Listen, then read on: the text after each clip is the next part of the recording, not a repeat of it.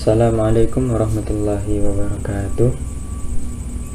Alhamdulillahirrabbilalamin. Wassalatu wassalamu ala asyrafil anbiya'i wal mursalin Sayyidina ya maulana Muhammadin wa ala alihi washabihi ajma'in.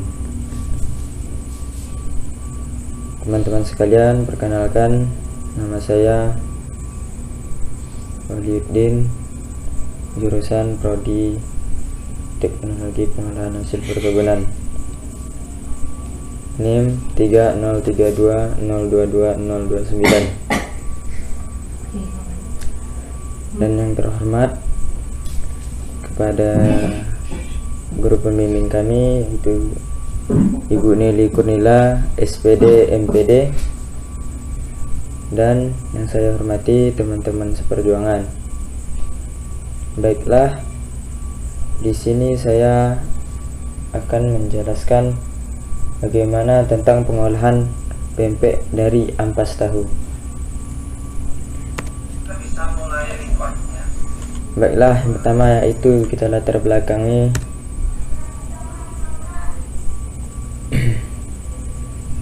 Suzuki diunduh pada 19 Februari 2011, mengemukakan pada masa pembangunan sekarang ini bangsa Indonesia sedang giat-giatnya melakukan pembangunan, salah satunya di bidang ekonomi. Beberapa tahun terakhir ini muncul berbagai industri kecil maupun menengah di Indonesia yang memproduksi berbagai jenis barang, baik barang produksi maupun barang konsumsi. Namun, yang paling banyak diminati masyarakat Indonesia adalah industri pangan. Hal ini karena makanan selalu dibutuhkan oleh masyarakat, sehingga secara umum penjualannya juga konstan.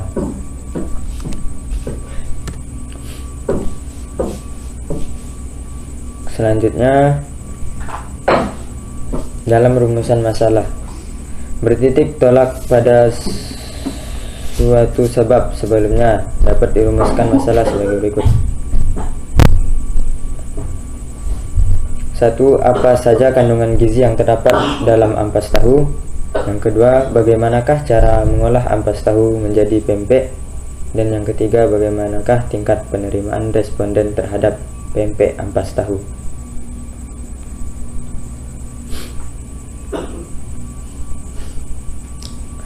Selanjutnya, tujuannya ialah, adapun tujuan dari penulisan karya ilmiah ini adalah sebagai berikut, yaitu yang pertama, mendeskripsikan kandungan gizi yang terdapat dalam ampas tahu. Kemudian yang kedua, mendeskripsikan cara pengolah ampas tahu menjadi pempek. Dan yang ketiga, mendeskripsikan tingkat penerimaan responden terhadap pempek ampas tahu.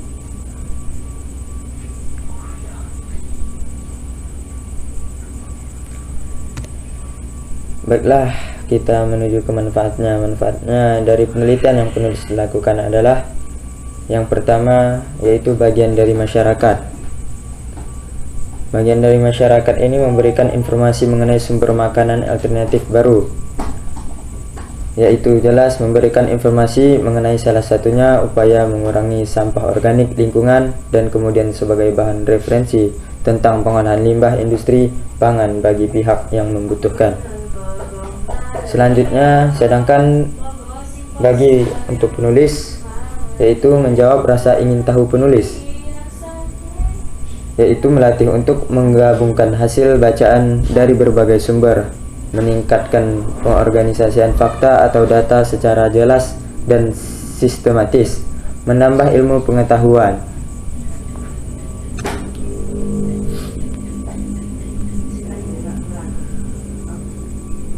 Baiklah, selanjutnya yaitu tentang pengolahan limbah industri pangan.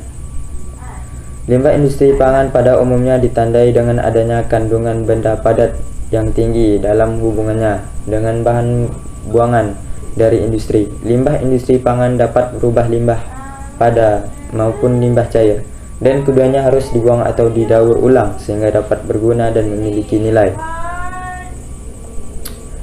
Baiklah, untuk lebih jelasnya lagi akan saya jelaskan gimana sih cara itu dalam pengolahan limbah industri pangan. Pengembalian kembali dalam pengembangan limbah pangan menjadi semakin penting dilihat dari segi ekonomi pada industri pangan. Hal ini memungkinkan pemanfaatan maksimal dari bahan mentah dan memperkecil persoalan polusi dan penanganan limbah. Apabila diolah dengan cara yang baik, limbah industri pangan dapat menghasilkan keuntungan di sisi ekonomis, yaitu dengan cara mengurangi jumlah atau kekuatannya.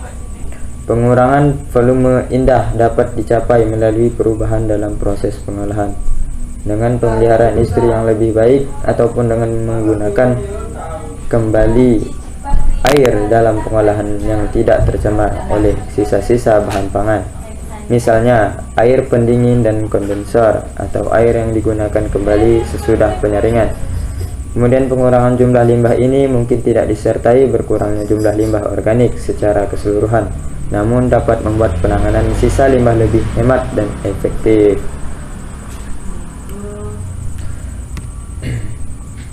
Dan ini juga, kemudian ada beberapa cara pembuangan limbah industri pangan, yaitu yang pertama penyaringan, yang kedua pengendapan, pengampunan dan penghilangan minyak, yang ketiga penyaringan biologis, dan desinfeksi.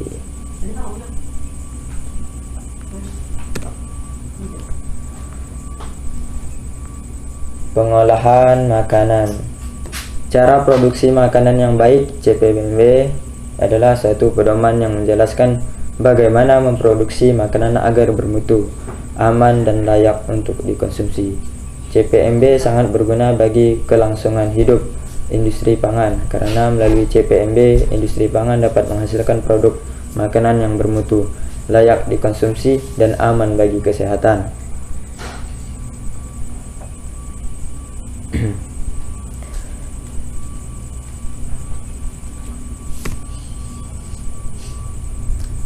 Baiklah, kemudian yaitu asal-usul ampas tahu. Tahu merupakan makanan yang berasal dari penggumpalan protein kedelai yang diambil air sarinya. Tahu bukan merupakan makanan asli dari Indonesia, melainkan berasal dari Cina, yaitu pembuatan susu kedelai dan pengumpulan proteinnya.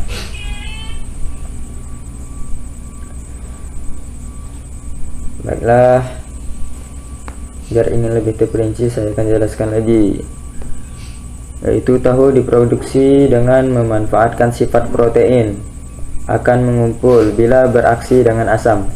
Pengumpulan protein oleh asam cuka akan berlangsung secara cepat dan serentak di seluruh bagian cairan sari kedelai, sehingga sebagai besar air yang semula tercampur dalam sari kedelai akan terperangkap di dalamnya.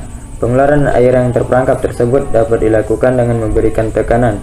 Semakin besar tekanan yang diberikan, semakin banyak air dapat dikeluarkan dari gumpalan protein. Gumpalan protein itulah yang kemudian disebut sebagai tahu. Baiklah, selanjutnya ini adapun cara pembuatan tahu sebagai berikut. Baiklah, yang pertama, pilihlah kedelai yang bermutu baik, kemudian dicuci dengan air bersih untuk menghilangkan kotoran yang melekat pada kedelai. Dengan perendaman yang dilakukan dalam air selama semalam, kedelai akan menyerap air sehingga menjadi lebih lunak dan memudahkan penggilingan. Dan yang kedua, setelah dikupas kulitnya, kedelai digiling dengan penambahan air panas dengan perbandingan 1 bagian kedelai 8 bagian air. Penambahan air panas ini dimaksudkan untuk mengaktifkan enzim dipoksinegase dalam kedelai yang menyebabkan timbulnya bau lengur.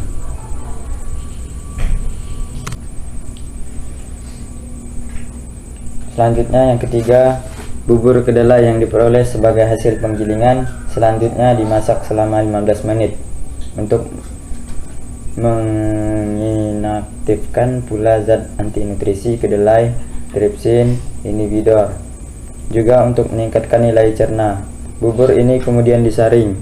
Bungkilnya dapat digunakan untuk pembuatan oncom atau makanan ternak.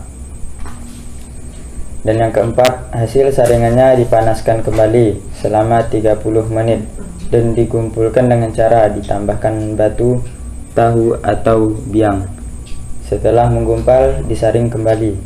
Bagian yang cair, whey, dibuang, merupakan susu kedelai, sedangkan bagian yang padat, curd, dipres dengan alat pengepres. Selanjutnya dilakukan pemotongan sesuai dengan ukuran yang dikehendaki. Yang kelima, terakhir, tahu yang diperoleh umumnya didiamkan dahulu selama 1 malam, lalu direbus kembali sebelum dipasarkan. Pada saat perebusan ini dapat pula dilakukan penambahan garam atau pewarna dengan kunyit masing-masing sejumlah 2% berat kedelai.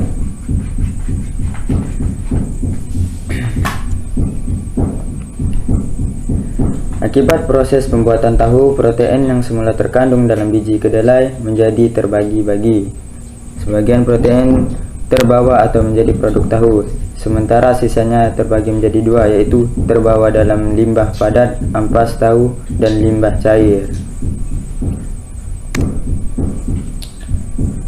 Berikut adalah tabel kadar protein masing-masing dalam tahu dan ampas tahu, dapat dilihat dalam tabel di bawah ini. Baiklah teman-teman sekalian, inilah tabel kadar protein tahu dan ampas tahu. Lanjut lagi.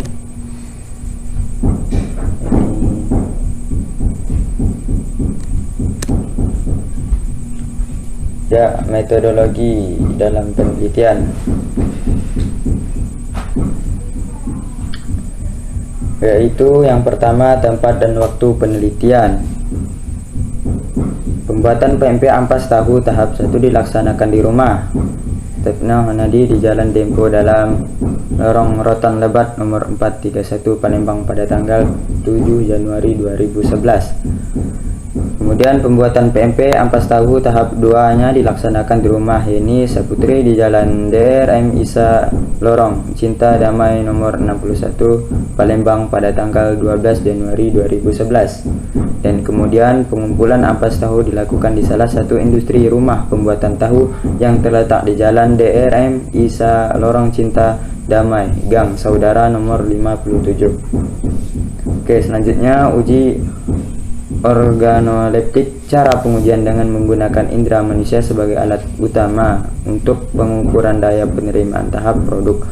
Untuk mengetahui tingkat penerimaan responden terhadap PMP ampas tahu dilaksanakan di SMA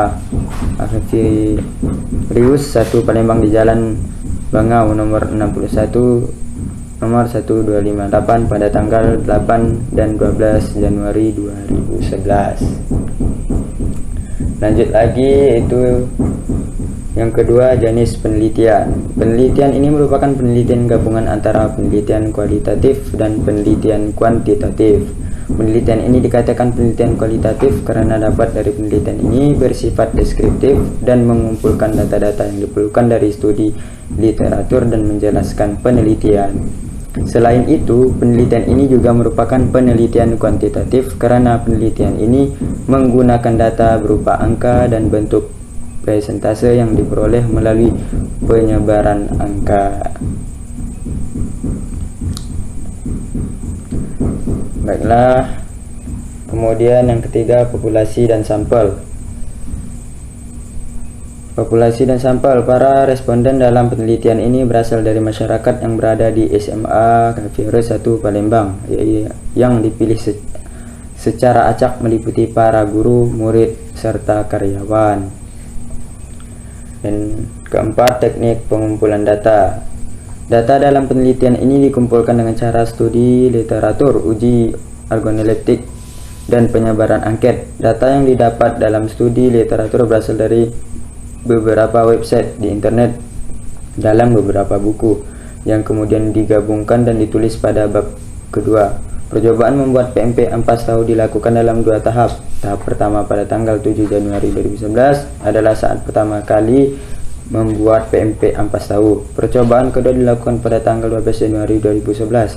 Responden kemudian diberi angket untuk diisi. Data yang diperoleh dari angket kemudian dikumpulkan dan ditulis dalam bentuk presentase untuk memudahkan pembaca dalam memahami data kualitatif. Baiklah, terakhir yang kelima, teknik analisis data. Lanjut.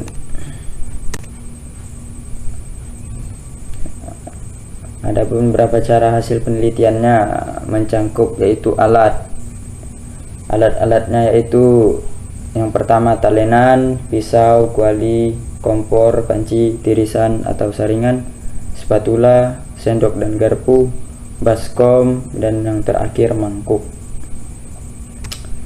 Kemudian bahan-bahannya, yang pertama siapkan 150 gram gandum, yang kedua 400 gram ampas tahu, dan yang ketiga siapkan 200 gram sagu, dan yang keempat garam yang secukupnya, yang kelima merica secukupnya, keenam air secukupnya, dan yang ketujuh 1 ikat daun kucai dicacah halus, yang kedelapan telur ayam 1 butir, dan yang terakhir bawang putih 1 siung dicacah halus. Berikut metode dalam langkah-langkah dalam pengerjaannya. Yang pertama, masukkan 400 gram ampas tahu ke dalam baskom terlebih dahulu, dan yang kedua tambahkan 150 gram gandum dan aduk rata. Seterusnya masukkan 1 butir telur, garam dan merica. Selanjutnya kemudian aduk rata dan tambahkan 200 gram sagu dan daun kucai. Yang kelima lagi, aduk rata kembali sampai adonan kalis. Selanjutnya setelah adonan kalis, bentuk adonan tersebut sesuai dengan selera. Selanjutnya rebus air hingga mendidih, kemudian masukkan adonan yang telah dibentuk, tunggu hingga matang, kemudian tiriskan. Yang kedelapan, panaskan minyak, kemudian masukkan pempek yang telah direbus dan goreng hingga kecoklatan, kemudian tiriskan. Dan yang terakhir, pempek ampas tahu siap dinikmati. Setelah menjelaskan langkah kerjanya, kita lanjut ke tabel hasil uji organoleptik, yaitu di bawah tabel yang pertama itu tabel spesifikasi aroma percobaan 1 dan 2, dan tabel yang kedua itu spesifikasi rasa percobaan 1 dan 2. Selanjutnya tabel yang ketiga spesifikasi tekstur percobaan 1 dan 2, dan tabel yang keempat terakhir tabel spesifikasi penampilan percobaan 1 dan 2. Inilah contoh tabel-tabelnya. Baiklah, kita masuk dalam pembahasan. Jumlah responden pada percobaan 1 lebih sedikit daripada jumlah responden pada percobaan yang kedua. Hal ini terjadi karena pada percobaan 1 para responden kurang tertarik untuk mencicipi pempek ampas tahu yang diteliti, dan jumlah angket yang dikembalikan tidak sama dengan jumlah angket yang disebar. Sedangkan pada percobaan yang kedua, para responden lebih tertarik untuk mencicipi pempek ampas tahu yang dibuat karena mereka ingin tahu apakah ada perubahan pada pempek ampas tahu pada percobaan yang kedua dibandingkan dengan pempek ampas tahu pada percobaan sebelumnya. Sehingga jumlah responden pada percobaan yang kedua lebih banyak daripada percobaan yang pertama.